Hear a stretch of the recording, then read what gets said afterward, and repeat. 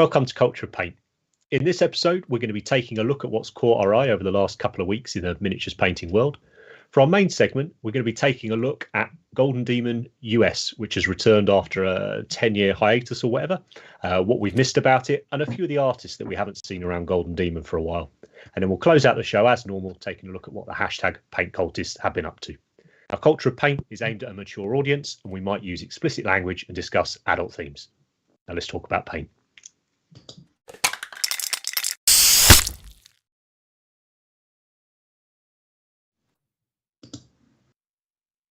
Okay, good evening, everyone. We are. I'm Henry. Joining me, as usual, are Matt, Andy, and Rich. Hello, gents. How are you? Ahoy! Lovely stuff. We all well? Mate. Very well. I'm very excited about tonight's episode. Partly because I feel like I'm going to be more of a passenger than normal, so it'd be nice. Oh, I like your mug, pal. Super duktig. Well done. That's for our Swedish Well done. listeners. Sadly, not full of caipirinha or whatever, just water. Right, Brian is only here for the explicit language. Well, buckle up, Brian. You'll be fine. I'm going to drop a C-bomb quite this early. Where are we? Even got people in from the Netherlands, Canada, Texas. That's awesome. Well, thanks ever so much for tuning in, everybody. Hope you enjoy it. Right, let's crack on. What's been going on last couple of weeks? Let's get the first slide up. So Models. It's starting to pick up again, isn't it now? After that sort of lull around Christmas time. What we got? Are we in? So, first up. Yes. Is this my pick or did someone else pick it? I think it's kind of a group pick. Good. I didn't pick it, mate. So I didn't pick it. I did. There we go. Good. I'm glad you. I said to Matt, I was like, oh, if someone hasn't picked it, you better stick it in there. We've featured this model a few times over the last few months. See by Lucas Pina. I think it didn't show up in our favourite sculpts of last year as well. I think if I'm right. It did. I think Roman Lepat's probably my favourite painter. Or I don't know, favourite painter. He's one of the hobbyists I always enjoy seeing what he does. Like the way he teaches this blog spot, what he produces. I just really enjoy it. Makes me happy. So yeah, I was stoked to see him do this amazing model. And the first one I've seen green, classic Goblin. It's cool not to do them green these days. I know, right? Was it GW who made up the green Goblins? Nah, I don't think so. It would have been. So there's got to be a piece of like fantasy artwork from back in the day where they're green. There's got to be. I don't know, man. Because you think like Lord of the Rings, they were always just sort of various shades of sort of browns and greys and maybe they put pallid it skin. like bright green because they call them green skins, right? That's like and that's their thing, right? Yeah. I reckon. Go on. I was going to say, I do vaguely remember recalling a White Dwarf article from like the 80s or something where they talk about we want them to be green. Right. That's I'm going to make a note on that. Yeah. I want to find out now. I mean, I'm not saying they invented it, obviously, but whether that's very much their thing now. So if you associate green orcs with GW, because what's the other one? Warcraft. They're not green in that, are they? Are they blue or something? No, they're green in that. Oh, they're green in that, are they? Mind you, Warcraft was Warhammer, wasn't it? So yeah. I'm thinking maybe Dungeons and Dragons might have been someone that did it as well, or like Forbidden Realms or Awakened Realms? Some really old fantasy books. Because D&D's not that much older than Warhammer, though, right? So it's that'd be interesting. 80s. Yeah. Green Orcs, GW, question mark. Right, sorry, I didn't mean to derail that. trailing pal. It's really good. But and I love the shield. Yeah, I'm thinking of doing a similar thing on some gaming models, and it's really cool to see it. So yeah, lovely Just stuff. like Arcane. That's on Netflix or something, right? Is it a game that's on Netflix? Is that right? It's a like a cartoon animated series based on League of Legends characters. Right, but someone said it's like visually, it's really good. Like it's really insane. Yeah, it's brilliant. It's one of the best looking animations I've ever seen. And you don't have to know anything about League to understand it, which is great. Okay. Yeah, it's like right, I'll stick it on tonight then. Lovely stuff. Right, 2 derailments. Sorry. What's what we're all about? Get back on the rails, pal. What's up next, bud? So next, This was my one. Cool. So it's kind of like a TIE fighter orc something.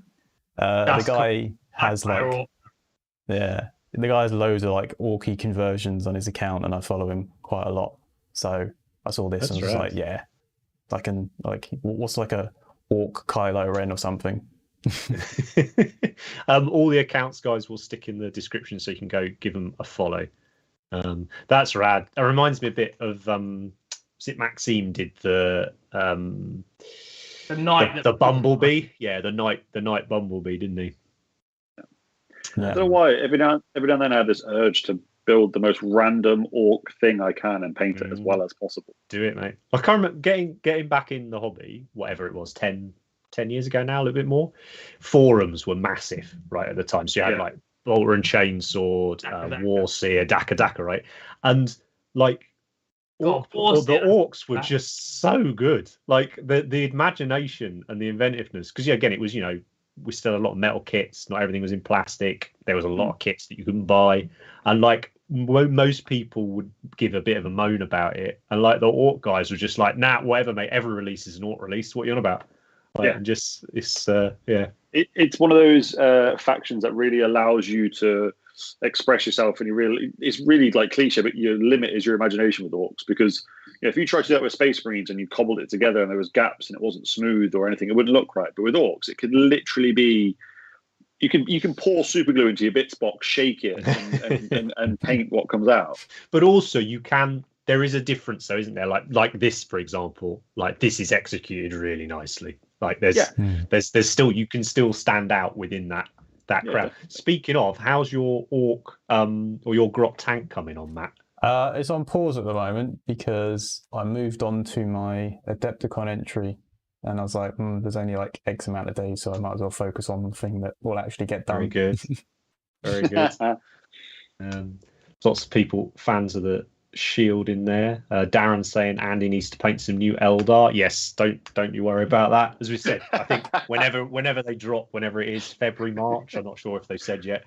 There'll be plenty of space elf content, and don't worry about. Oh, so Elliot's done a bit of research in the chat. Looks like green orcs originally came from the late 70s from Dungeons and Dragons, and obviously some Tolkien art had them as greens as well. So thanks, Elliot. That's wicked. Nice choice, Matt. That's it's very cool. Love a bit of crossover as well. Bit of IP crossover. Speaking of the pointy ears. Right. So we're gonna have a talk about it, aren't we? This is like an early taster, because I think we'll definitely. I'll say it now. We'll almost certainly do an entire show on the Eldar, I suspect, coming up. But GW have been drip feeding's not quite the right word, is it? But they've been slowly telling us some of the kits that are coming with the upcoming Eldar release, and it looks like they're going back and doing quite a few, as well as creating some new ones. And I feel like everything's generally been very well positively received. And then it feels like the Dark Reapers have split the community a little bit, which is good, right? Everyone's, it's all subjective, isn't it? But it's there's been the Savage Warhammer meme team have been. It's been an easy week for them, right? This week, they've earned their pay this week. The Warhammer meme community. Yeah, definitely. I love them. I think it's great. This is it, right? Like I've seen just as many people, big fans, as I have people that aren't. I was trying to think to myself the other day when we last had a release that was like universally lauded as being like faultless, because it is such a subjective hobby, isn't it, right? And like I've thoroughly enjoyed watching some of the arguments about this stuff, like people saying, they look silly or they look goofy, or they don't look like the old ones did, and then people just show all the old ones, and it's like, yes, they're literally like sculpt for sculpt. Like, if you look at they do look like the old ones, right? I was looking at the Jez Goodwin books, the Elder sketches, and so it's exactly that. Like, people love that. So it's So what do you think it is then that's made these? Because I mean, it's the faces, right? Like everything else about them is pretty plain, really. Like they're nicely done. They've got the slightly beefier armor. They've got a decent wide stance. But it's the faces that have attracted the strong reactions, right? Just swap them out for the Elder heads, the Guardian heads. Job done.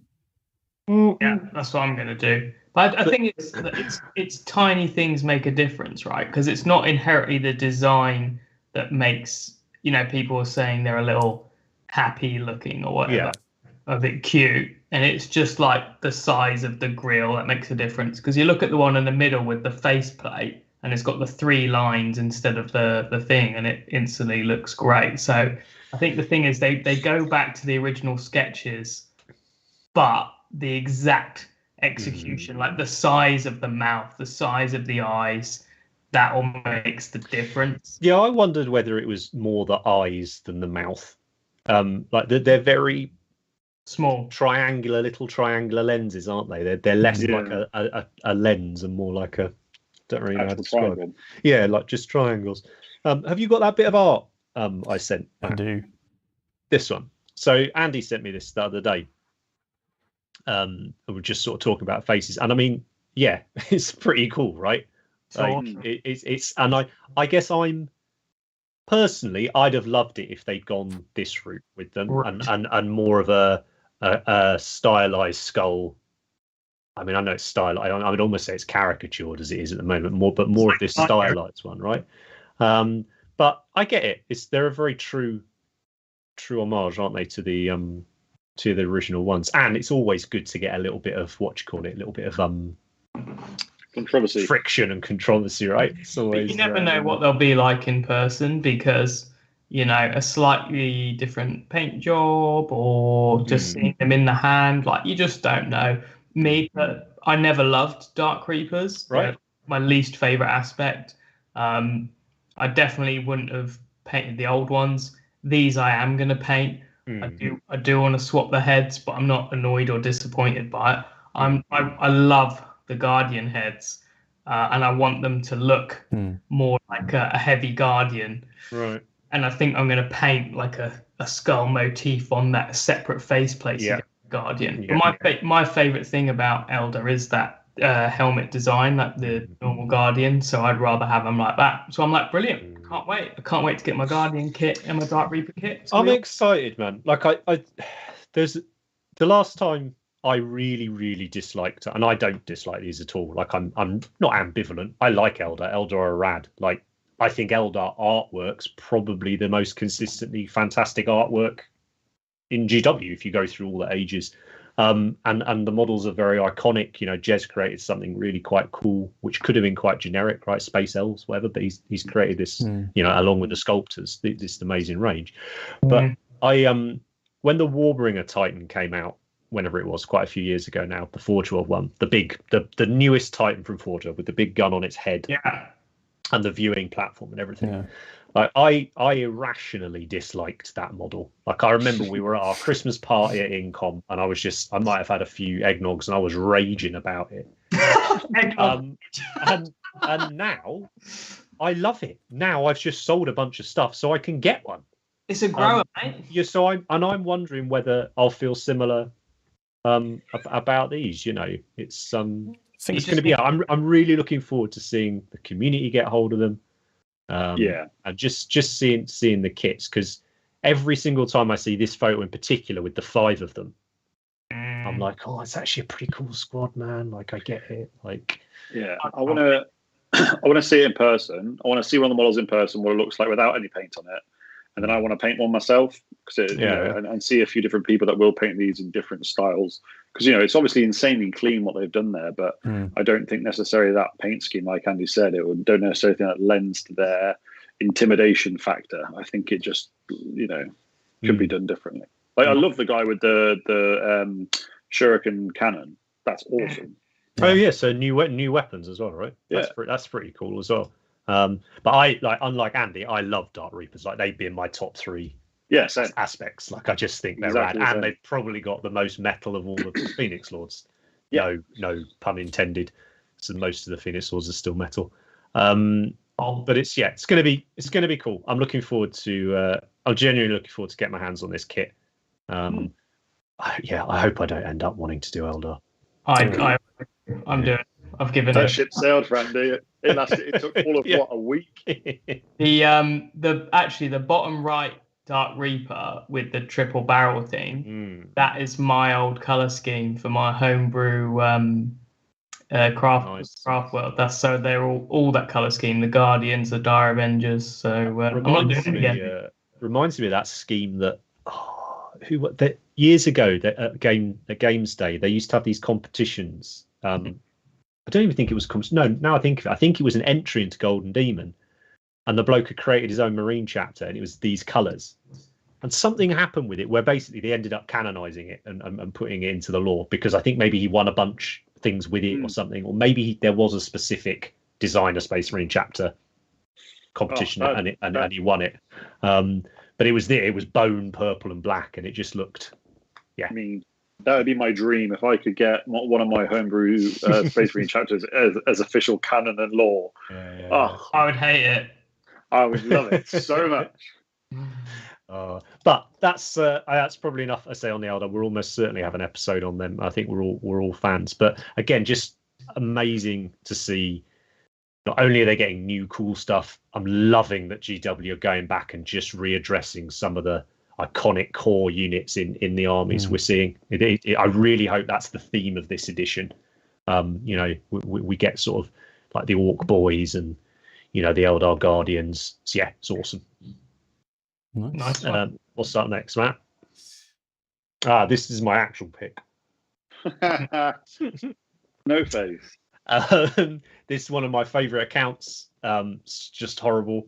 A lot of their stuff. They've got a Kickstarter actually at the moment, which this model is from. Not affiliated to them in any way or anything like that. But yeah, I just love it. This kind of thing. Spirited Away character, right? That's exactly. It looks a lot like Spirited Away, right? It's creepy. Just great. Just perfection. I kind of want one sat on my desk. I don't. Just sat, love it. just love it. And I get, again, it's not everybody's cup of tea, but there is a certain group of hobbyists that this, I think, is. This is actual grim dark. This is what they're really digging. Nice. But yeah, a great account. If you like your weird, it's a really fantastic account to follow. So yeah, that was my pick. What's up? Next up. Yes. Very pretty. I love this so much. It's amazing. Actually, there's another picture where it just looks like a real house because it's got the real sky behind it. It's just unbelievable. I love this account. I think it's got 500 followers or something silly, and it's like unbelievable, the standard. And he puts loads of whips up so it can help you learn how to do stuff. So one of my favorite accounts on Instagram. It's a must follow. I love that tree. It looks so realistic. Tree's fantastic, isn't it? And it's no war stuff. It's just a house on a hill, and I'm so into it. It's everything about it's great. But yeah, the best shots on there, they've taken them outside. So instead of that grey background, it's the real sky, and you can show it to people on the phone and be like, "Look at this," and it's just a house. And it's a miniature. So it's good for showing the normos. This great, man. I like those outdoor shots. Like they're cool, right? You can do, and I think it works. I mean, this doesn't look particularly large scale, but like sometimes on my Facebook feed, I'll get those videos, of someone recreating a train station or a truck or whatever that's slightly larger, like the stuff Rich digs, and they take those shots outside, and it's like, but I guess that's what they do in films, right? I guess that's how they use miniatures and stuff in films. But yeah, I'd like to live in that cottage, absolutely. Right up my street, that one. Yeah, you got to check that account out. It's great. Yeah, nice one. And so we've got one more. Is that right? We do. So this is Rich's one to explain. Yeah, so it's one pick, but rather than pick a specific model, I've picked an actual account this week. Right. So MP Miniatures, the chap's name escapes me. It's literally there. Yeah, my phone's real. Manel, right, sorry, right. Manel. Chatted to the other day, big fan of the podcast. So, when you are just flicking and you're just flicking and something pops up and you go, oh, that's cool, and you check out an account. And then you spend a good 15, 20 minutes just looking through the account going, oh, that's a cool idea. Oh, that's a cool idea. And it just brings you quite a lot of joy. This is exactly what happened when I was at work the other day on my lunch break. I was flicking, as you do. And That's cool, mate. Hey? Death scrolling. Yes, death scrolling. But I just spent quite a bit of time on this. I've been and saw quite a few bits. You can scroll through, Matt, because there's just a couple of really neat photos of some of his miniatures that he's painted. I just thought it was really fun. I really like the way he paints. I'm into a lot of Kill Team and stuff at the moment, so there's a few bits in there this week. That sort of centric warband style stuff like Necro as well. That's why it was my pick. I just thought it was rad, and I spent 20 minutes looking at his account thinking, oh, that's cool. That's cool. That is cool. Don't turn your indecision and butterflying into the picks of the week where you just start picking accounts. Rich. Right? pick a cool model and we'll all go follow the account. Right? But that is great. Explanation. That is great, and I like it. It's really cool. That's right up my street. That style of painting, I enjoy that a lot. Yeah, and I know you do. Yeah, like we spoke about as well with the background. Oh yeah. There he is out in the garden. Yeah, doing a bit of cutting his grass. Yeah, good man. Lovely chaos with the petunias and all that. Yeah.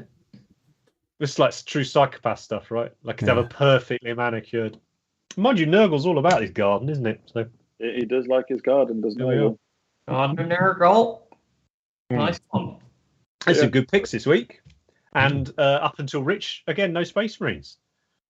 I mean, obviously it's going to be a Space Marine, it's me. So, I think didn't we have an episode recently? I don't think there was one Space Marine photo in it. Last one. It was really boring. There was one right at the end, wasn't there? In the, did it creep in? That wasn't my fault. It was in the cult paints one. Oh, paint cultist. Fair play. Did you find any memes this week, Rich, or Andy, or anyone? No. Not ones we can put in. Right. Fair enough. That's absolutely fine. There was loads of memes. There was a shitload of memes. But none that we thought were appropriate. Nothing decent. Fair play. Positive memes only. Right. Let's jump in then to the main topic for tonight. So we spoke around. This developed from a few things we wanted to discuss. First of all, we were just talking about artists that we hadn't seen anything from for a while, largely on social media. And then we got the news that Golden Demon US was definitely happening. The rules pack came out a couple of days ago. And we had a few well-known artists saying that they were going to go and they were going to attend and stuff. So we thought we'd take a look at some artists that we perhaps haven't seen work from in a while that have previously won Slayer Swords and things like that, and then maybe haven't been to a GD for 10 years or whatever, talk about them and see if they are still around. And also the fact that, US Golden Demon is, say, 10 years, I think, since our last one. 20. It's huge, right? It's 10 next year. It's 9 at the moment. Yeah, it's brilliant that it's coming back. Those guys, a huge amount of passionate hobbyists over in the States and North America and South America, actually. So it's nice that they don't have to fly all the way over to the UK or Europe to attend a high-end competition. Largely, I think it's going to be Matt and Andy taking us through quite a lot of this because Matt's obviously our Golden Demon savant, and Andy's outrageously competitive painter. Got my countdown clock going. Talk about his frenemies. Let's crack on. What's up first, Matt? What are we going to talk about? So Golden Demon is coming back to the USA for 2013. Memphis was the last one. Right. I think it was a part of a Games Day. It might have been the last Games Day as well that was there. So it's been a while. Sadly, we didn't obviously have it in 2020. little anywhere world situation. Yeah. Causing or 21. Or 21, yeah. Oh, Christ, yeah, of course. So Maxime, the slide that's up on the screen at the moment, this actually is not to do with USGD. Is that right? This is more to do with someone we haven't seen for a while. Great. Yeah. So just some random slides going in, so we have some pretty pictures to look at. Gotcha. So it was actually Maxime was, I think, the catalyst for the discussion, right, and everything. So he did that amazing troll at GD 2019, UK GD, and then sort of we haven't seen much from him for a while, right? No. Any got the skinny? What's are we expecting to see more from him? We don't know, but we miss him, and I think that's what we wanted to talk about. Is that sometimes you get people you love their work, and you want to see him back. What are you dusting there, mate? Sorry, got a load of. Sorry, it doesn't matter. I didn't think that was in camera. Apologies. I could hear it. Yeah, he did that really impactful piece, the troll, and I think they were awarding a different style than perhaps they were before. It was pretty epic. Was it? I wasn't at the comp that year. Did you all expect that was going to get the sword? Well, I think a lot of people were talking about a handful of pieces like Rich's Mortarion, which got gold in the large category. So, and then you have Maxime got gold in the large fantasy category.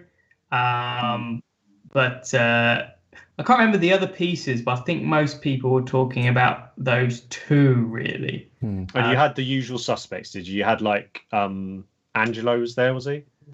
Yeah, Angelo won in single. Was David there? David Soper? Yeah, he won in the Heavy Metal Masters. Yeah. With whatever they call I can't remember the name of the Tidecaster. Oh, where you all paint the same. Yeah. Cool. Yeah. Cool. But yeah, I guess that he hasn't really painted too much since, and we'd like to see him back after doing such a monumental piece. Definitely one of my favourite Slayer Sword winners ever. So yeah, it'd be good. He won the Slayer Sword before, actually, with that. With a borderline scratch sculpted giant turning into a tree. Do you remember that? Oh yeah. It was unbelievable, and I think that was around 2013, wasn't it, Matt? And he had a break around there. Yeah, he had he entered that, won the sword, and I think he had a pretty decent break after that. So is he doing it again?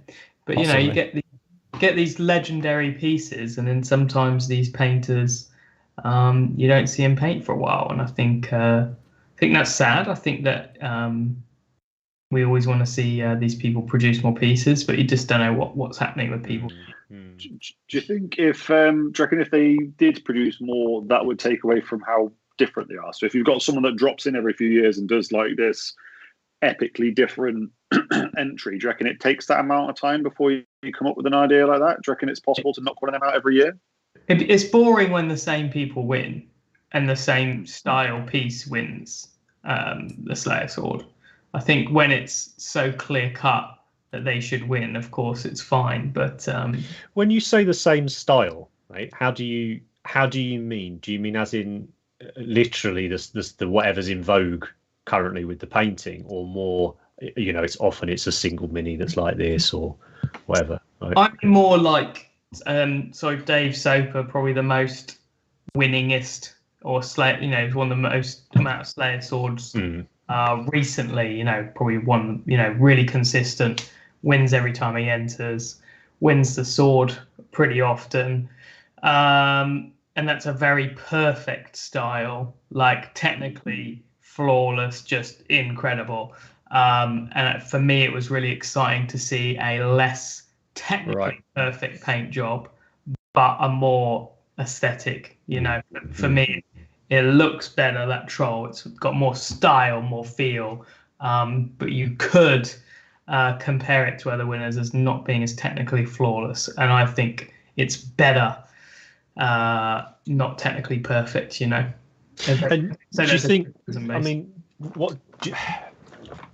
I don't want to be disrespectful when I phrase this, but do you think there's an element of more maturity with the judging then for Golden Demon, if that's what you're going to start seeing? Because I believe it's a fairly settled team now. Is that right? I don't know. I think there must be an element of going on feel, right? Because a lot of people are under the impression, and I've heard people talk about it, and you know, being like, "Oh, if they spot one mistake, you're kicked out. You're not allowed." And it's like, well, that can't be the case, because you can see mistakes on that troll, and it won the Slayer sword. So that's just not the case, is it? Like you can find a mistake on any miniature, I think. And they just all these, you know, things like that. There must have been a balance, but just the overall feel of that was just so good, and it must override it. And probably the same with like the Nagash in the chair and stuff like that. So yeah, it's just nice to see. And a lot of people say that the judges are closed off, that they only want heavy metal style, and that's just not the case, because you really are seeing a lot of stuff not heavy metal style winning. That's only been in the last couple of years, though, hasn't it? Like, I don't know, I'm not bashing anybody, but for a while there was everyone leaned into the heavy metal style at Golden Demons because they know that's what did well. But I think it's really interesting that now different styles are picking up different awards, especially things like Slayer swords is really interesting. It's quite a big statement from the judges that it is a case of it's the best painted piece that wins. It doesn't matter necessarily that you got two pieces. That's one that's the perfect heavy metal style and one that's not. And if the one that's not is classed as the better at the end of the day, that is a really interesting stance from the judges. And it's really good to see, I think, especially because it's opening up Games Workshop to the possibility of other styles of painting. Like, do you remember, I don't know, 5-10 years ago, you didn't ever see any damage on any official like heavy metal miniatures, whereas now nearly everything's got a bit of battle damage on it. If you could go back and tell us that'd be massive. That was the case. Well, it's nice to see it evolve. Yeah, styles of painting is interesting, right? Because I think when painting really started taking off with the internet, right, you were able to see paint jobs from all the shows, even if you didn't get to them, etc., etc. I think, correct me if I'm wrong, Matt and Andy, but you had a French style and a Spanish style were particularly prominent, weren't they, in sort of the late 2000s or mid to late 2000s? A very different style. It was very different, right? There was a very different color palette to what you were used to seeing and all that sort of thing. And quite a few of those artists that won Slayer swords and did very well in the Golden Demons back then, they've often disappeared, haven't they? But they've disappeared largely because they've painted other stuff, right? In Europe, they've got access to some of the historically biggest, most prestigious painting shows, right?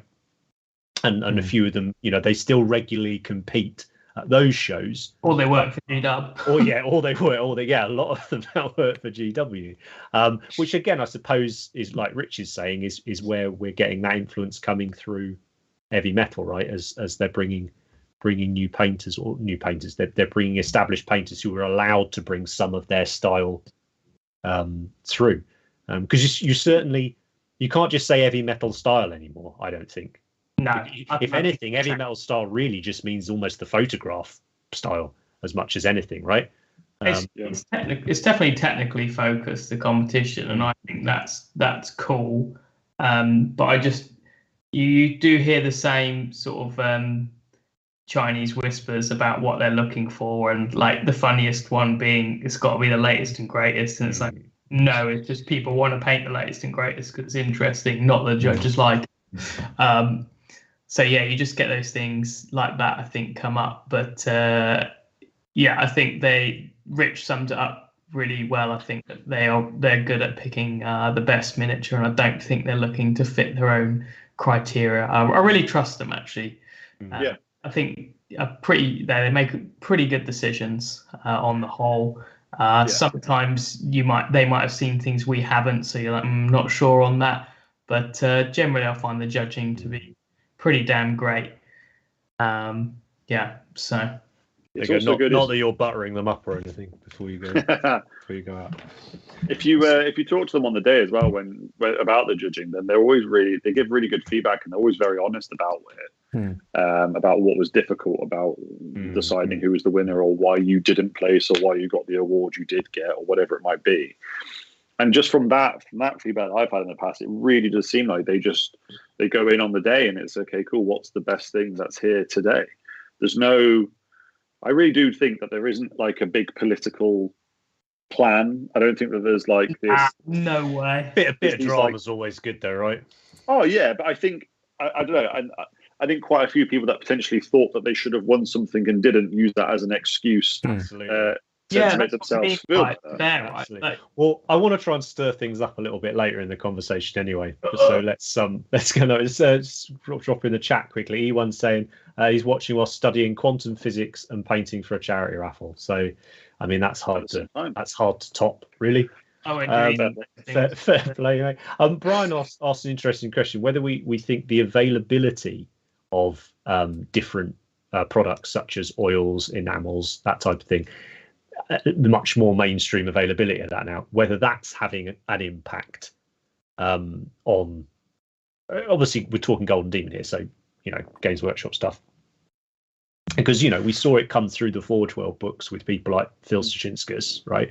But you are right, Rich, it's fairly recent, right, where weathering is properly there, right? And I know they don't use oils and enamels in India, but I mean you can get some very similar effects with some of their mediums and things like their contrasts and their washes and whatnot. You can get, I say, not dissimilar effects just using your acrylics like that. So yeah, I wonder if that does have an impact on it. I'm sure it can't help but have an impact, right? And the fact that you've got 20 odd established paint ranges. Well, the painters are developing, aren't they? The whole standard of paint. I think this is a really important when discussing American Golden Demon. It hasn't been for 10 years, and it's back, and the standard's gone up so much. Mm-hmm. And I think if the standard goes up, it will also diversify and things like that. And I think as everything changes and evolves, so does the judging with these comps. But it would be really interesting to compare this American Golden Demon to the previous ones. I think that it's going to be, just a total level up, because we gradually see it improve with the UK one because we get it every year.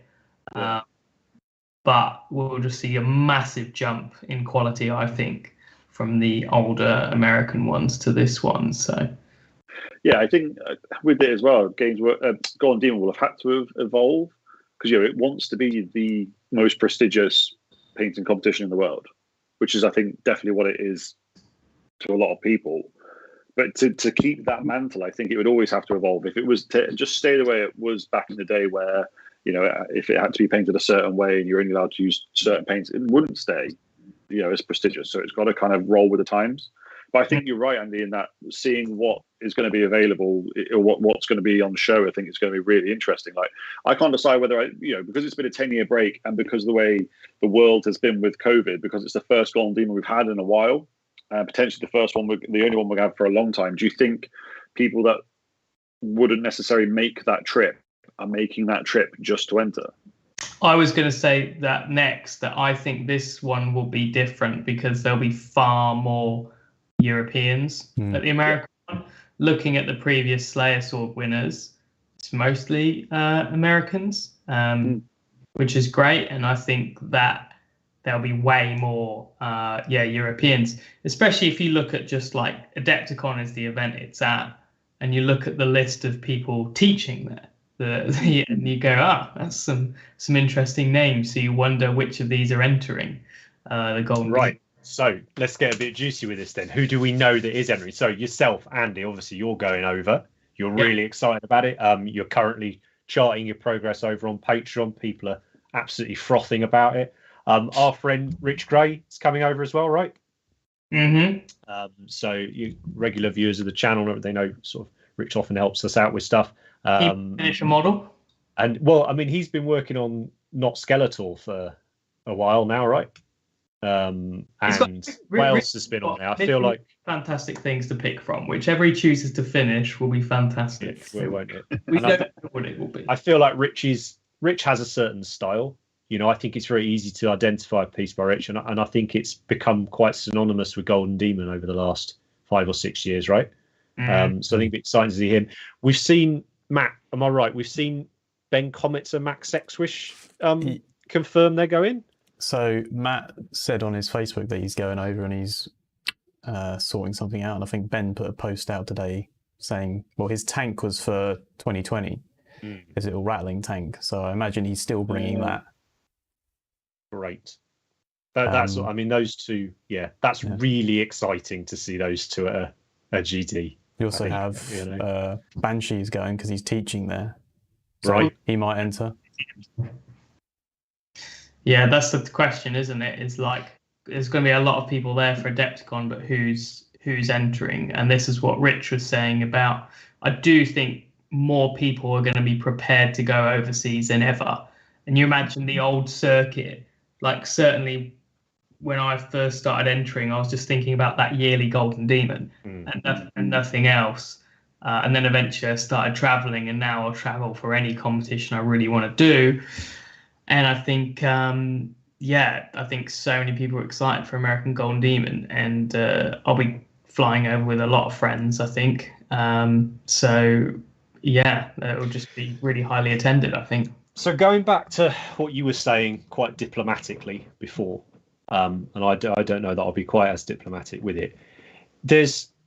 I think there's been plenty of comments online, right, that there is perhaps a difference in the breadth of quality of breadth of high level entries in American painting competitions compared to European painting competitions, right? And I think it's largely understandable in that historically it's a very popular hobby over in Europe. We've got these very well established competitions, and you have a dense population, of painters and all the rest of it. But certainly, when I think, and as a casual observer and as a fan of largely cool Games Workshop minis, but also cool minis in general, I can list off an awful lot of European names that I would have in my top 10, and not many American ones. So, do you think? Basically, if you're Americans in the chat here, if you're entering the stuff, how are you feeling about the Europeans coming over? I can assume it will only improve the competition, right? It will only increase the validity, the prestige, right, of that competition. You want the best paint, and I say breadth very carefully, right, because there has been, for a while in the UK we had mini Golden Demons, right, where they were a very tight subject. And they were often at events that weren't hugely attended. But even then, the stuff that won, a lot of the stuff that won, was still exceptionally well painted, right? There just wasn't that many of them. So very often you'd look at a category and go, oh, well, that'll win, that'll come second or whatever. Whereas you went to something like the main Golden Demon, and it was a lot harder to know, right? You would. Maybe there would be 5 that you think could be, or 10 that could be in running for the podium, or whatever like that. I wonder what we're going to see now in the States, because there's a few of these slides going past I'm seeing, particularly that orc on the trike, right? I remember that was just around when I came back in the hobby, I think. Awesome. And that's fantastic, right? It's quite a European style, right? It's quite Spanish French sort of styling. Would you say? Am I right or not? I don't know. I think it's the quality and. It's just very good, right? Like that would do well anywhere. I think he's French Canadian, so there's half European there. Oh, there we go. So I guess what I'm getting at is this. Yeah, how do you feel about this? Historically, it's just going to say it. There aren't as many good painters over in the States as there are in Europe, right? Are we going to start seeing that change now? I think it's because of this, right? It's a specific thing that they do differently, and I think there's a real reason for that.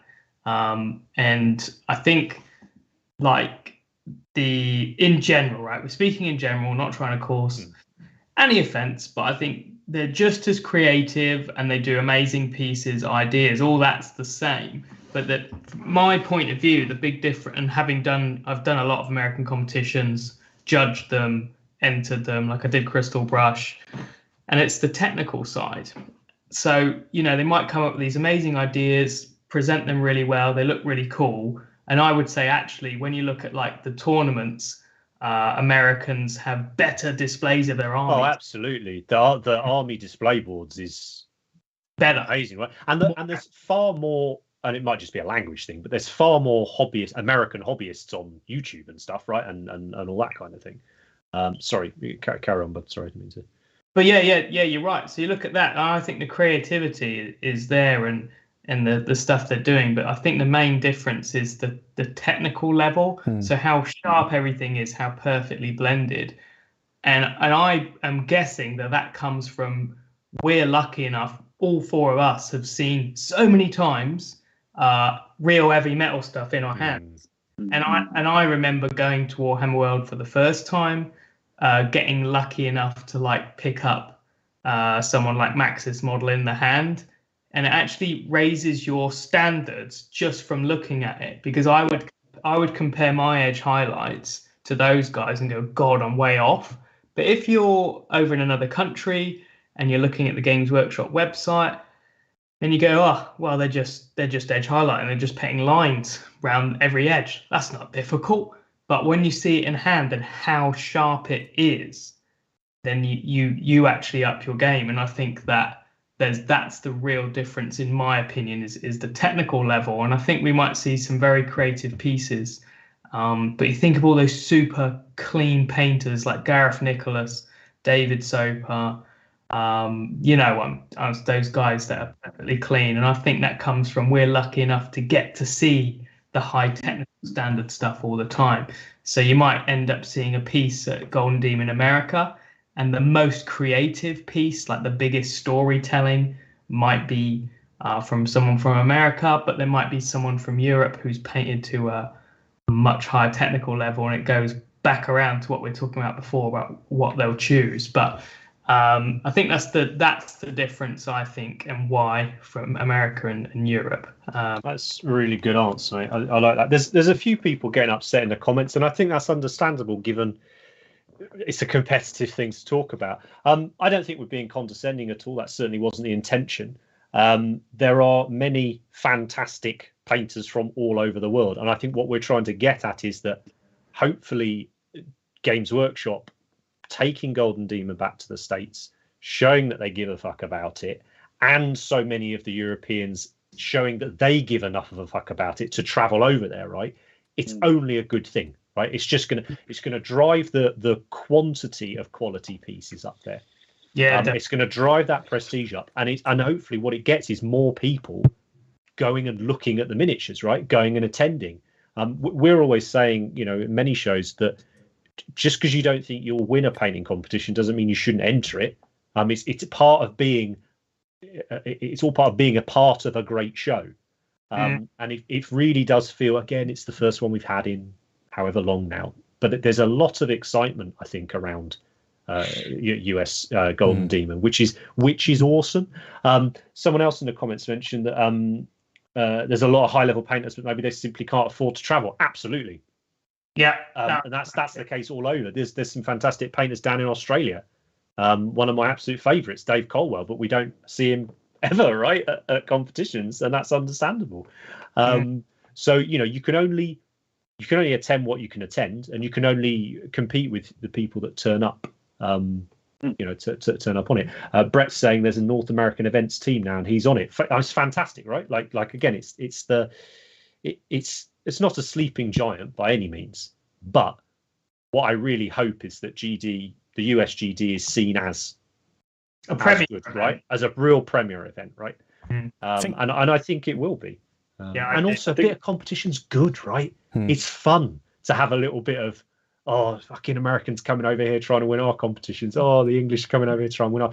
It's good. It's healthy, right? We create a little bit of that. It's fun. Team Spain used to come and destroy the UK team. Yeah, right. Spanish team were mental. Yeah, the Swedes have been doing it fairly recently, right?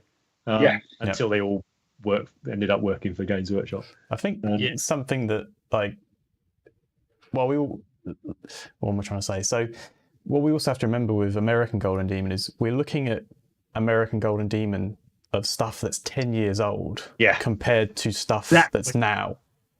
Yeah. Like, there hasn't been there for 10 years. It's going to look very different. And I have seen a few YouTube videos of people comparing, 2019 GD to 2013 US GD. You just can't. No. It's not really fair to do that. But, it's also the hobby's evolved vastly, right? Yeah. I mean, 10 years ago, Adepticon wasn't a multi-million-dollar enterprise, right? So you still had some very good painters, but it was still like miniatures painting. Games Workshop miniatures painting then was still quite quite geeky, quite niche, quite within a niche, right? Now we've got Instagram, we've got Warhammer community, we've got ignoring COVID, the ease of travel. You're right, Matt. It's an entirely different competition, right? Yeah. This is just basically the second GD, right? It's super exciting. You've got a break in American GD, you've got a break in Golden Demon in general, you've got a break in all painting competitions, and I think this could be the chance to make this, a massive annual event, right? Like, I think this one will be really competitive because of, no Golden Demon in UK, no Golden Demon in America for ages, no anything, all those things we keep saying. It's just going to be big. But I think what will happen is the standard will raise massively. And what I was trying to say before is every person that goes to that show, no matter their nationality, they'll look at the piece and their level will raise because they'll look at higher standard stuff. And that's what helps. If you look at something at a high level in person, pictures don't count. If you look at something in person, your level will raise, and that's what will happen after this Golden Demon. Is everyone who looks at the models properly, competitors and non-competitors, they'll up their standard because it raises your expectations and what you compare it to. So it'll be really great for Golden Demon scene and the American scene. I think this is super, super positive for the hobby, having this event back. It's also going to be a good one to win because it's possibly the only GD this year until all eyes on it. Till UK one is announced or a European one, and it's the 35th year. Yeah, it's huge. So it's great to see some hashtag freedom, hashtag Independence Day type things going on in the comments now. That's a bit more like it, right? Don't just whinge. Come and fight back with it. If it makes any of you feel a bit better, what are some of your favourite state-based painters that you guys? Will Hahn, yes, really fantastic painter. I think we featured his stuff multiple times.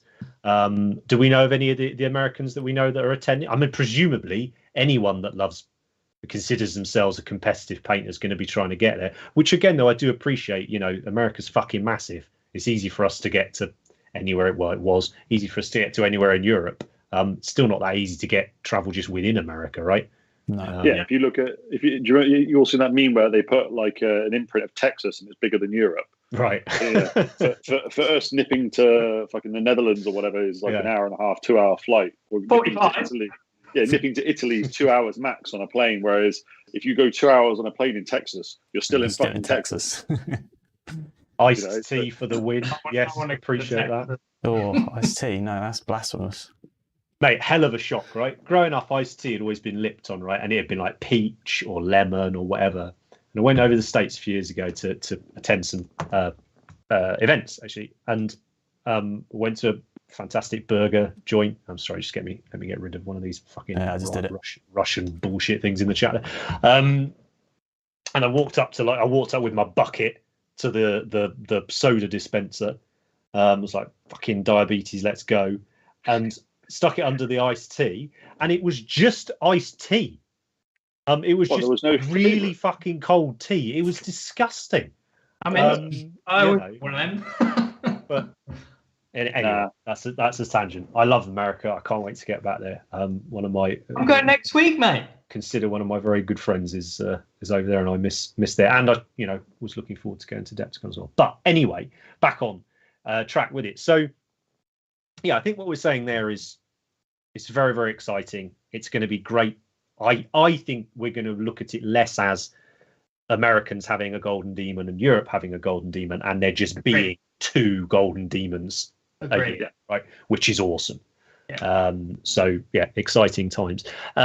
Any pieces that that are coming that you are particularly looking forward to? Any artists that are coming that you are really looking forward to see what they're doing? Any minis that have come out, say, in the last, let's just stick to 12, 18 months that you're really hoping people give the beans to, like that troll that Maxime did, the Dankhold Trogoth. I think that was a really popular model anyway, but because it wasn't a single mini or something like that, I think it was awesome to see a larger model get the treatment, right? Who was it who did? Was it Ruben did with the giant and the griffin? Yeah, I think that slides on here actually, isn't it? Yeah, let me go. Again, a really cool kit, an iconic Warhammer kit, but quite plain, right? The giant. Yeah, well, actually, we've seen a bunch of them done amazingly for Golden Demon. So, any kits that have come out that you're looking forward to seeing people's takes on? Be'lakor, and particularly Rich Gray's, because he's got a very broody evil style, and I think that is a match made in heaven with Be'lakor. And based on the whip, I'm like, yeah, that works so well. You've done such a good job. Little things like the non-metallic metal isn't like a bright, shiny non-metallic metal. It suits like that evil character, and sometimes you would, I would struggle doing NMM in that way, but he gets it just right. So I think definitely the Be'lakor kit, and already looking at Rich's. Yeah, I hope he finishes that. I really want to see Kragnos. Oh yeah, I want to see some good. Basically, this for me, the last year or so, AOS monster. AOS monster. If you're going to enter something into Golden Demon, it's got to be AOS monster, because there's Kragnos, Be'lakor, the Giant, Alariel, Croak, but a bunch of chaos stuff. It keeps going. Techless. It keeps going. So yeah, for me, that category, which I think in previous years has been a bit of an understated category. Sometimes I think you tend to go at 40k vehicle and things like that would be huge. I think that category this year is going to be massive. Between 19, it was massive though. Not 19, I think, because what came second behind Maxime was that unbelievable maggot slug with all the yellow dots. Oh yeah. And that could have won the sword as well, because that was mental, and he won gold in the single figure category. So insane. So that category was and then third was Chris Clayton, actually, with the same troll. So 2019 AOS monster was a mental good category. I think you're right. Yeah, any big AOS monsters I'm here for. I really want to see this. I want to see someone do something really, like you said about the old giant kit was quite plain, and someone went mental with it with the Griffin. I would quite like to see someone do something really inventive. I don't know what, but I want to see someone do something really inventive with the new giant kit. Oh mate, I built it last week. What a kit! What a kit! Yeah. Is it good? Yeah. So there was a duel between two giants. I think 2010. That was Kennedy. No, it was I can't remember his name. But yeah, they're fighting. They're basically, one's landing a punch on the face and they're flying over the little outdoor toilet. Because when you had to have the 40mm base platform, that was all you were allowed. Yeah. I'd love to see a redo of that with the giants. That would be There cool. was some truly inventive duels, weren't there, with that little base limitation. That Carnifex against the Ultramarine was the best. Just like that. Whereas it's great. The chat's coming up with loads actually, which is fantastic. Sam Lentz should be there. Yeah, Sam's a great guy. We met him a few years ago. And don't get me wrong, please don't take this as we're not excited to see what's coming from the American painters. We absolutely are. This is all meant to be positive. Yeah. But I think it's important to address things like historically what's gone on with the competitions. Actually, someone asked in the chat about competitions. Meowing Cat is a level of competitiveness you don't understand with Golden Demon. Are there higher regarded painting events? It's not so much that there's higher regarded painting events, but there are some really significant painting competitions that are not Games Workshop, that aren't Golden Demon, that have been around for as long, if not longer, that have 10, 20, 30 times, probably more entrants to them. But I think we're going to talk about that on a show, but we'll also talk about this year. As the shows come back, we're going to be attending them and we're going to be talking about them. Matt and Andy are both going out. So hopefully we're going to get a bit of roving reporter footage from them and obviously we'll grill them when they come back, and hopefully Andy's coming back with an armful of trophies, and we can talk to him about it. But let's see what other people are wanting to see there. Bellacore, lots of people. Sidetrack saying the orc stuff has been very popular on Instagram with the American painters that they follow. The Americans fucking love the orcs, don't they? Like that's a fair point. And yeah, their last sword was the trike one. I love that trike. See the Stormcast. I'd be interested. Some Praetors, Titanicus, yes. I think that's an interesting one. Do you reckon it'd be interesting to see what heresy stuff's out there? Is there a big heresy crowd in America? Yeah, absolutely. I mean, what's the deal with presumably there isn't a 30k category, is there? It's just no. It's just no. But there's been some really nice of the Praetor models. Jay Dizzle was saying in the chat. There's been a few of those crackers that come out, and the Primarchs, of course. What have we had since the pandemic? Lion, Khan. Is it just them two? Don't know, but the Lion's the best. Sanguinius? Was he out since the last? He's been out for ages, I think. It's been a while. Yeah. Right. But yeah, so that could be cool. And they're single figure category now, I think. So right. Big people. Daniel's asking, and this is a good one. Asking in the chat, what's the practice that a lot of painters keep their models secret up until Golden Demon? Does this affect the judging? Andy and Matt, I think you're probably best placed to talk to us about this, because there are some competitions, right, where actually you aren't allowed to show your work and stuff. What's the deal with GD, first of all? Matt, do you want to take lead? Yeah. I've got my opinion. I'll see what you say and fill in what you don't say. There's no rules against it in GD, and is there rules in other painting comps for it? I'm not sure. Was it Crystal Brush or something that you couldn't have entered it or something like that? Right. Didn't know that. I think it's up to it should be the painter's choice, but I guess the question is, and I want to know your opinion, Matt, why do people keep it in secret? Does it affect it? I think some people keep it secret because they want a big wow factor. Sort of, if you saturate your Instagram feed with, I painted this leg, then this knee, then this thing, it kind of really can bring it down. It gets very boring. And also, there have been copycat sort of stuff in the past. Someone's had a good idea and done it to a bit, and then other people have done something very similar, and it's just a bit of drama. But yeah, I mean, it's just up to the painter. I don't have a problem with it. I quite like seeing something that is going to blow your mind on the day. I've got mine secret. I think that's very fair, right? And there's a lot of, and Andy, I mean, you're obviously one of the most competitive or winningest painters. You're a competitive painter.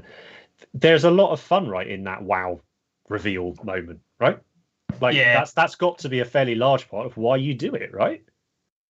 Yeah, I think, from a there's not tactics, but you've got to think, I wonder if it will affect the judge's decision. Say I post my entry now, because I have photos of it. Will they be like, oh, that's cool? And then on the day, yeah, that's not one I saw a month ago. I'm not saying they do, but what if they do? Because I know when I've judged competitions, I've seen a lot of pieces, and you just try and be as objective as possible, and you compare two and go, I think that's better because of these technical reasons. But it could also help, because what if they've seen something they really like and they've studied it and they know really good bits. Like say there's a secret bit on your diorama that's hard to see, and you post a picture of it, and they've seen it, and they go, "Oh, this is really cool because it's got this teeny detail," and they might miss it in the judging. So it could be either way. I don't know what the answer is.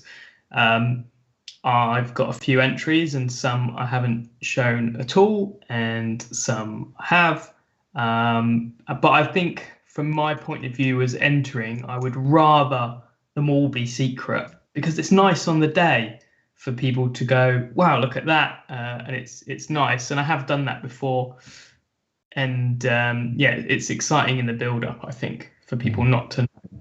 And it's been also fun when people are like, "This is definitely going to win. This has got it in the bag," and you're like, "Well, you haven't seen everything," and then something just shows up. I think Lan kept the Nagash in the chair completely secret, didn't he? I'm sure he did. I always cite that piece because in my head that's a really important piece. But yeah, I'm pretty sure he kept that completely secret, and it's just this massive chair was just sat in Golden Demon. Everyone's like, "That's gonna win." Like no one's seen any pictures of it on it, any picture at all, and then you just see Nagash on his throne. It's like this tall. Yeah, that's gonna win the sword. That's cool. Like it's way more fun if you're at the event as well, if you haven't seen some stuff. So I think a mix, like Ben Comets is on the screen now. He's shown this piece because I believe this was for 2020 Demon. But I imagine that he's probably got some stuff in secret too, and I think that's quite nice. Like I've shown some stuff and kept some stuff behind, and it'd be more fun for on the day to show it. But I don't think there's like a horrible sort of tactical reason behind it. I think it's just quite a bit of fun, and it's quite exciting for me as well. Like you know what you're up against. I don't want to know what I'm up against. I think and that's something. Sorry, Matt. I was just going to say, I think some people have it in their mind that there's a tactical reason for doing it, and that's why they do it. But there's not really. But it's also worth saying, isn't it, with Golden Demon, it is a simple 1 gold, 1 silver, 1 bronze in each category. It's nasty, mate. So it's which bothers me, and that's why when we've run painting competitions, we haven't done it in that format. Like it's not a sprint. It's not that you've turned up and trained harder and done whatever and run faster on the day.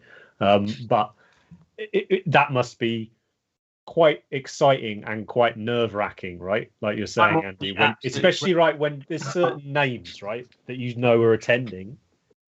It's exciting. Like as a casual observer, I'm a massive supporter of painting competitions, right? Just because I don't competitively paint doesn't mean I don't think they're awesome.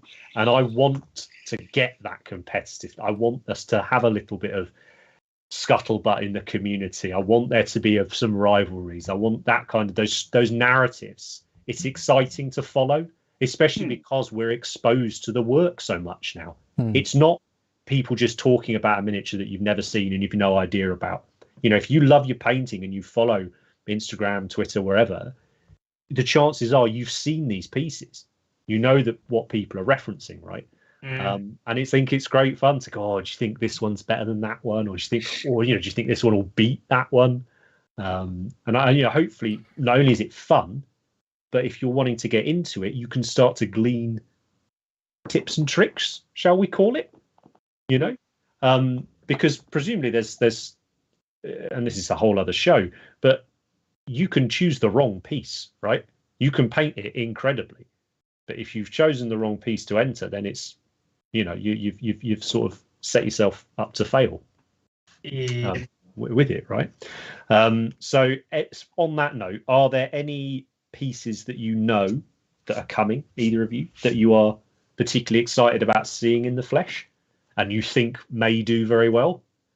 I'm very excited for the Ben Comet's rattling tank. Yeah, because I was following that on his Patreon when he was making it, and I was sort of waiting for 2020 to happen, and it didn't happen, and I was really sad. Yeah. What about you, Andy? Yeah, Ben and Matt, privately, Matt said to me what he's doing, and it's very exciting. And I won't say because it's his business, but yeah, it's really cool. And it's going to be the same category as me, and I think probably going to be better than mine, but it doesn't affect my choice to do that category or my enthusiasm for the project. But you are going into it going, okay, that's probably going to beat me. That's fine. So going off the names that we know are going, and given that what their body of work has been over the last 2 years now, since we had the last one, you got any favourites? Who do you think's coming into the competition quite strong? Like for me, if Dave Colwell was going, I'd be thinking he's set up well, because I feel like Dave's output has been not only huge for the last 2 years, it's also been noticeably better and better and better and better. There was who's that London-based painter? He's a European London-based painter. A couple of years ago, came on the scene, started some really quite amazing stuff. Damn it. Anyway, any ones that you two think are particularly sort of sticking their hands up to win, or just to tip for winning? Gosh, I think there's a lot of people travelling over, which I think have very high probability. I think I'll say that. I don't want to say. Get off the fence. Come on. What about David Aroba? David Aroba, I'm going to say. Right, nice. His Kragnos looks insane. It's a shame. Shame about his Sigma thing, and that's not going to be there. Yeah, but I'm going to say. But the thing is, you don't know if they're going. But yeah, David Aroba. From what we know, that's who your £1 going on. Yeah. I'd love to see him enter. And I think his Kragnos is amazing. He's done an amazing Lord of the Rings piece, Gandalf on a horse. That was bonkers. That's so good. I'd like to see him in. I'd like to see Rodrigo Acor enter. I think a lot of fans of his out there for sure. It'd be cool to see him into some stuff. So nice. Anyway. Go on then, Matt. Andy's picked one. Who are you having? Who are you tipping? Who are you tipping for the sword?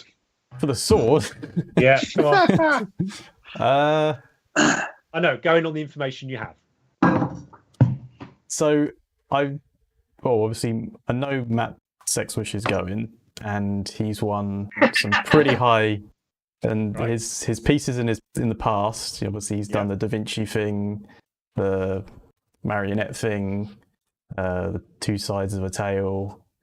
Not seen a huge amount from Matt though over the last So months, right? That's because he's been spending it on one entry, mate. Exactly. So I'll go with him, Matt. Right. Excellent. Like it. Rich, what about you? The layman's answer. Rich Gray, I'd always put a £5 on him winning summit. Nice. So we'll come back next week for your next hot tip. And also, I'd like to point out at this point that is not me. For the 1,000th time, I am not Rich Gray. Oh yeah, this isn't Rich Gray. But you did actually call when Rich won his first sword, you called it very early on the day. I have quite a good history of doing that. Just walking in, looking at it, and going, "It's going to win me," and then getting absolutely shit faced. We'll have to put a poll up online or something. Put some names down. I like it. Well, let us know in the chat if you've got any that you're particularly keen on. Was there anything else you guys wanted to mention about people we miss from painting and or US Golden Demon? What are we calling it? Is it US Golden Demon? Is that the name of it? I think it's just Golden Demon. Golden Demon because it's Golden Demon UK, right? Or is it Golden Demon Classic? Golden Demon USA's got a nice ring to it. Yeah. Okay, so that's what it's getting called. Great. Yeah, do you want to add anything, boys, before we move on? I'm good. I can't wait for it. It's going to be interesting. Can't wait to cover more. Can't wait to cover it at the time. Big old chats discussion. It's going to be awesome. Remember? Wow, it'd be great to go back to these 67 days. Matt's got his clock on, hasn't he? Don't remind me. Nah, that's awesome. And guys, if any of you are attending in the chat, you make sure you go and say hello to Andy and Matt. And just go, if you go into the event, go and look at the miniatures. It's unreal seeing this stuff in the flesh. It's incomparable with seeing it on photos. That was kind of the point earlier, wasn't it? Yeah, and you made it much more eloquently. Like it really is. And I think the hobby's exploded the last 10 years, no doubt. and I would say probably America has exploded the most, right? That we've got things like Adepticon, right? They have led the way with so much of what the hobby now is, the way it's presented, the attitude towards it, the events, all of that has been, championed over in the States. And they've done it. They were on their own. They made their own painting competition with hookers and whatever. So whatever the phrase is. So Blackjack. I think it's fantastic. Blackjack and hookers. There you go. I think it's amazing. It's getting recognised. And it's very, very exciting. And we will obviously cover the results in a show, absolutely. But yeah, keep an eye out for our roving reporters, Andy and Matt, when they're over there. So let's close out with the last segment, I think. So as usual, it's time for hashtag Paint Cultist. So we created a hashtag to go along with the show. It's predominantly on Instagram, hashtag Paint Cultist. It's thousands and thousands and thousands and thousands of cool models on there. If you want to add a bit of variety to your Instagram feed, maybe some different styles or some different systems that maybe you don't often see, larger scales, whatever, bang that hashtag in, give it a follow. There's some wicked stuff on there. All I do each show is I go through, grab a handful that jump out to me as I'm scrolling through them, and just share them with the guys. So what have we got up first, Matt? I can never remember what I picked. There's so many good ones. Nice. Black Chaos Warrior, right? Sometimes classics are just right. Is this the new one? The new mini? This kit is, I've got, I was looking at it the other day over on the shelf, so I was beating myself up about something, and it is such a good reimagining of a classic kit, like we were talking about with the Eldar and stuff. This Chaos Warrior thing is beautiful, and black and red and the snow base, it's just lovely. The severed head's really well painted as well. It's it's just a really cool mini. Everything about it ticks my boxes. That one for Warhammer. Oh yeah, very cool. Yeah. What's up next? Lovely. So look at the fish. Oh yeah. So I don't normally. This is a whip, mate. Yeah, I was going to say I don't normally put whips up on here, but I feel like, just like your little cottage at the top of the show, I feel like this deserves being shown, because it's just a lovely bit of hobbying, right? That skeleton's so nice. It's just it's just lovely, and I really like that people are doing more display stuff. Going to town with the plinths, and this is still a plinth, right? It just happens to be half acrylic. It's just really, really cool. Pine bark for the win. Yeah. It's always I always find, and the snail. I always find people very brave that do a clear resin pour over painted stuff. Mate, I've got one to do, and it's not even funny how much I'm thinking about. It's going to have the models in it. I've never done that before. Too much for my heart. I've just spotted now it's on the larger screen in front of me. Perhaps it is finished. Is the snail the miniature? Is it just a huge scenic base? Because I respect that even more now. It's going to have the massive cat on it, isn't it? Yeah, it is, isn't it? The He-Man, not He-Man cat. Lovely stuff. Good account. Well worth a follow. As are they all. What's up next, Matt? I think I've got 7 this week, maybe. This I really liked. I really like glossy nids. Yeah, mate. I think it worked. Awesome. We had one a couple of weeks ago. Do you remember that the person had done like the sort of Yoo-hoo gore effects or something? Yeah. Just really, and I reckon they look excellent as armies. I love Tyranids, to play with. A sort of a little back on their head, like, if they get their update this year, that was my 2nd edition army was Nids. I had an army, believe it or not. So, God, 2nd edition at 11 years old, I had 2 painted armies. Unbelievable. What happened? But yeah, just really cool. And I really like the take on the heads as well. I've not seen it before. It's not war paint, but you know what I mean. Like, markings. Yeah, just very cool. Made me wanted to paint some aliens. That makes me want to paint Nids. I love a shot that's just on a nice bit of old wood. No, because it's like, it's not, I mean, no one will ever compete with MiGs when it comes to the hipster wooden bureau models, right? You can't compete with MiGs, but I do love a bit bird skull like this. You know, It's very. We should talk about picture backgrounds actually at some point. We should. It's very quite sort a of variety out secondary school science block desk. Yeah, isn't it? It's Yeah, fantastic. it's got Bazza was here scraping Yeah. somewhere. Bunsen burner marks and all. Yeah, nice. I really Yeah, want very to play cool. against Nids actually. Like, Yeah, I want to play against a tide of them, like 200 of them. Like, Yeah. with old school flamer templates. I think didn't they do like a White Dwarf game where it was endless hordes of Nids that you could just like you were a kill team or whatever in the middle and they just keep coming. I think Like, that's That'd survive be to fun. like turn 4 or something. All right. Like the old But yeah. tank battles they did at Games Day. Oh, because I keep forgetting it's not Games Day at Adepticon, is it? It's just Golden Demon. Yeah.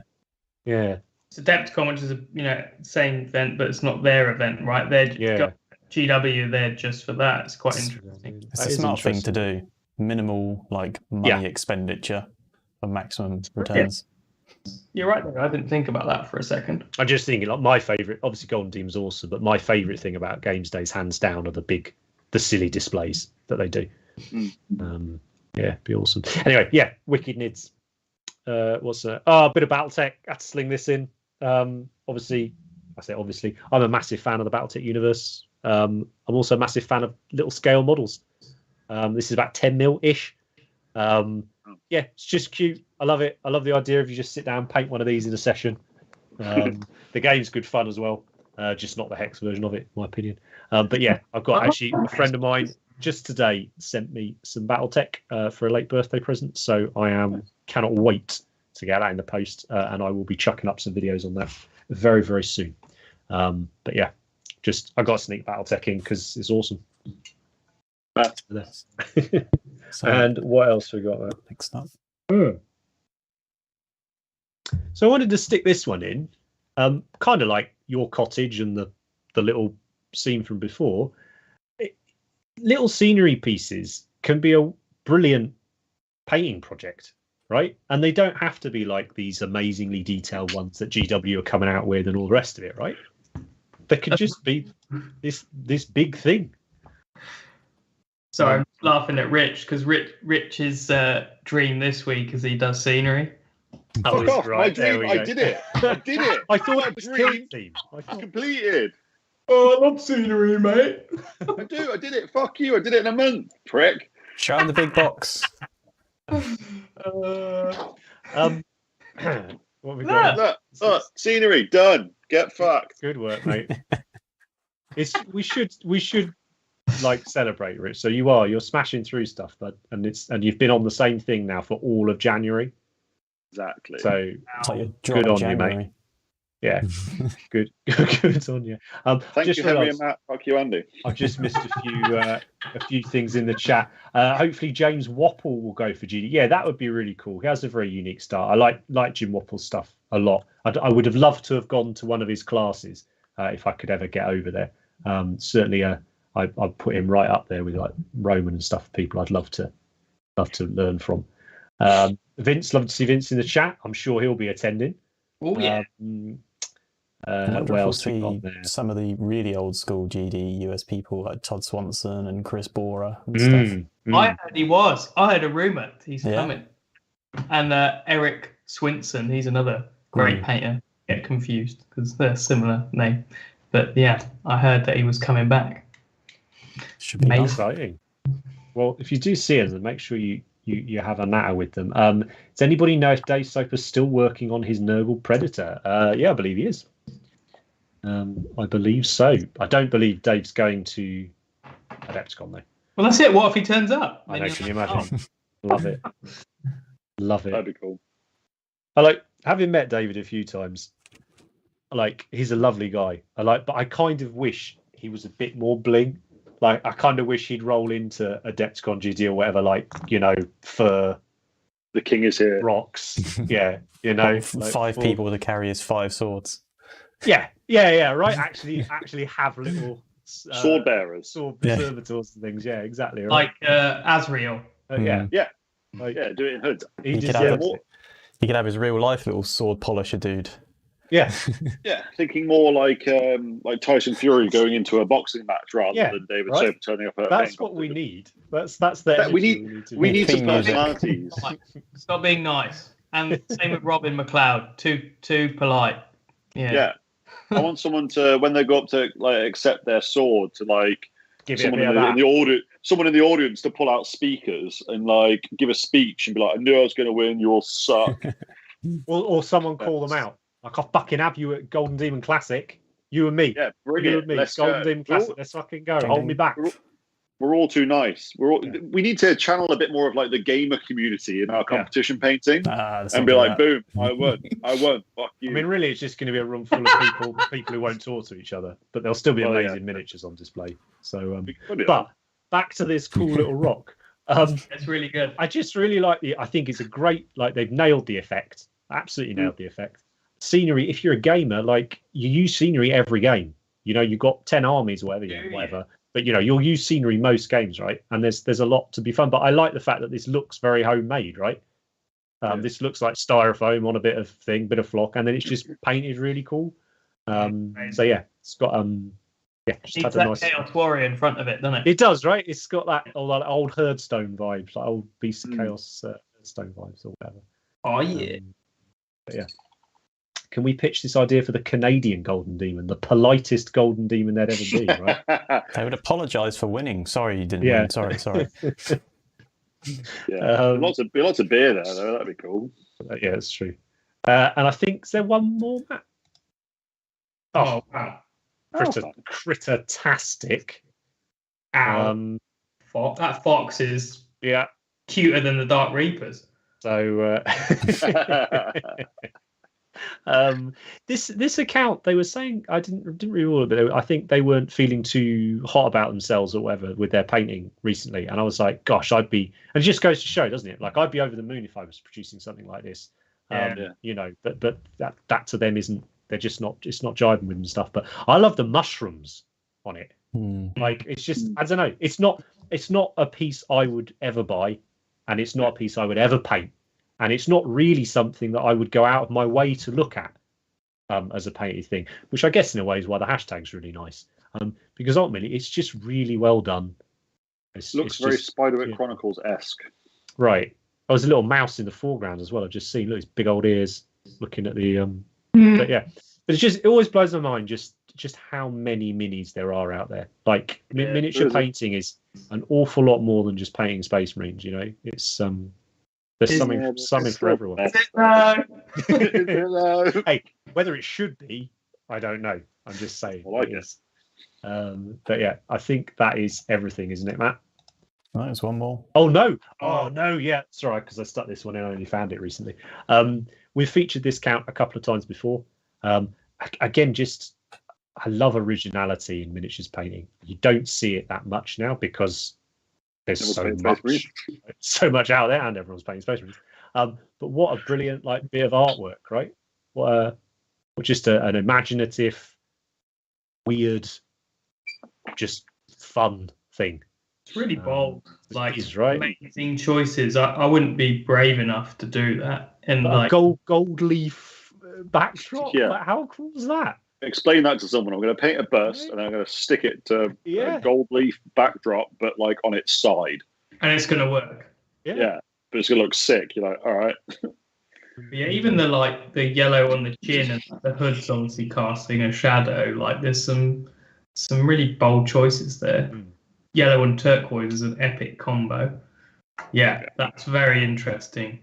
This was my point earlier about ideas and creativity and stuff like that, and not being negative at all about it. Just there's some differences between regions, and it might not be the creative stuff's all there, right? Absolutely, and it's only getting better, right? Can't wait to see some of this stuff at shows. I really can't. So, anything to add, chaps, or is that enough? Enough.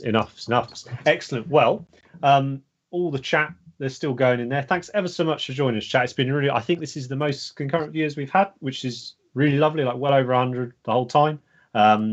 we're going to try and keep this regular, keep these things coming. So we will see you again in a couple of weeks with it.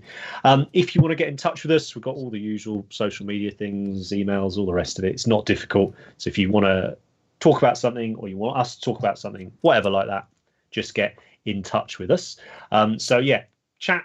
Big thanks for watching it. If you're watching this back later on YouTube, thank you for watching. All the usual stuff applies: like, subscribe, share, all that.